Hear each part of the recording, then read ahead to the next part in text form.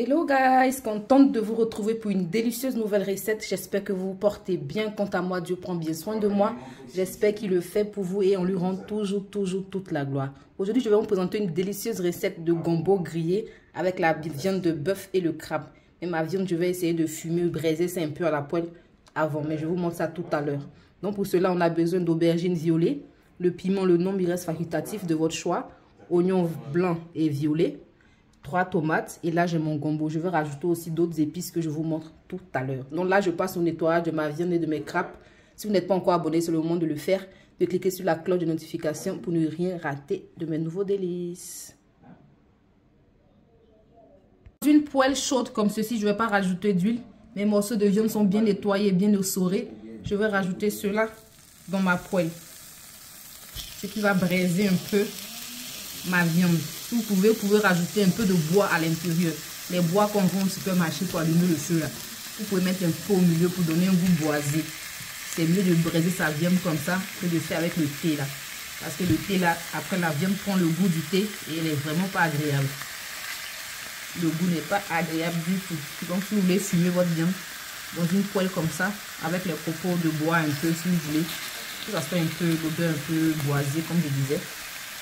Si vous aurez une belle viande bien fumée, bien braisée. Donc là, je mets ma viande et à feu vif de préférence, on va laisser tout ça gentiment braiser.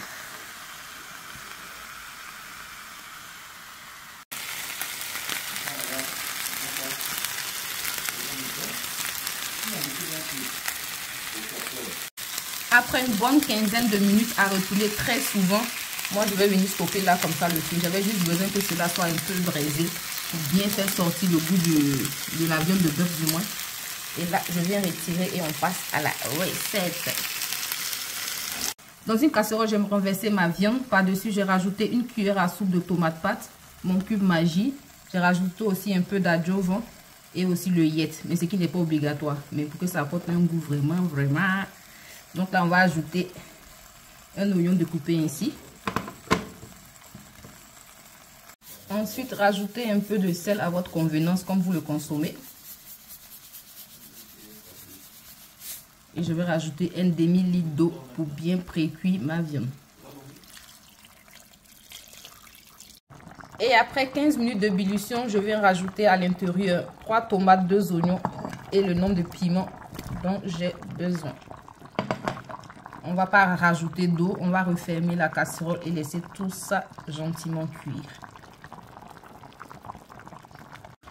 Et 20 minutes après, je viens retirer mes ingrédients pour pouvoir les mixer. Vous pouvez soit les écraser sur un caillou ou dans un talier. Mais là, j'ai la flemme. Je vais mixer tout ceci comme ça, ça passe rapidement. Donc, bien retirer tous les ingrédients, piment, oignons et tomates. Et lorsque cela est retiré, je viens ajouter à l'intérieur de l'aubergine violet que j'ai découpée ainsi en petits morceaux, en dés. Ensuite, rajoutez un peu de poivre noir en poudre du moins. Ça fait des chocobis. Ma langue va tomber.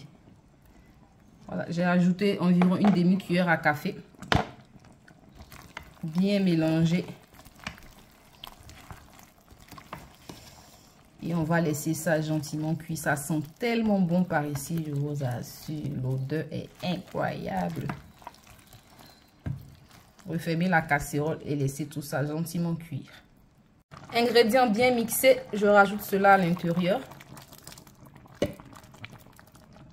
On va refermer la casserole et laisser encore tout ça gentiment cuire. Et 10 minutes après, je viens rajouter mes morceaux de crabe à l'intérieur. Bien nettoyés et lavés. On va retourner un peu, fermer la casserole et laisser encore tout ça gentiment cuire. Et lorsque l'aubergine violet commence à disparaître ainsi, on voit presque plus rien. On va venir rajouter là maintenant notre gombo que j'ai râpé et découpé. Il y a d'autres morceaux qui étaient récalcitrants, donc j'ai découpé. Mais ça fait l'affaire. Ensuite, on va bien mélanger tout ceci. On va réduire le feu parce que le gombo grillé, comme je dis, ça colle très rapidement en bas. Donc, à cet instant, lorsqu'on rajoute le gombo, on réduit le feu pour laisser ça gentiment cuire. Mais d'abord, on va bien mélanger, rajouter un peu de poudre de crevettes. Je vous montre ça tout à l'heure. Après avoir bien mélangé, on va rajouter un peu de poudre de crevettes à l'intérieur. Comme ceci. Et 15 minutes après, je viens rajouter de l'huile rouge. Vous pouvez soit rajouter l'huile rouge comme je fais ou l'huile normale. Si vous voulez faire ça à l'huile normale. Donc là, je vais bien rajouter mon huile rouge, environ 7 à 8 cuillères à soupe. On va réduire le feu et on va laisser ça gentiment griller.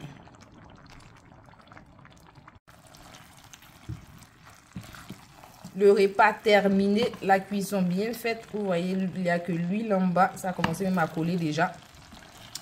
Donc, on va stopper le feu. 25 minutes après avoir rajouté l'huile rouge. C'est parfait, mon plat est ready. Délicieux gombo grillé comme vous n'aurez jamais mangé.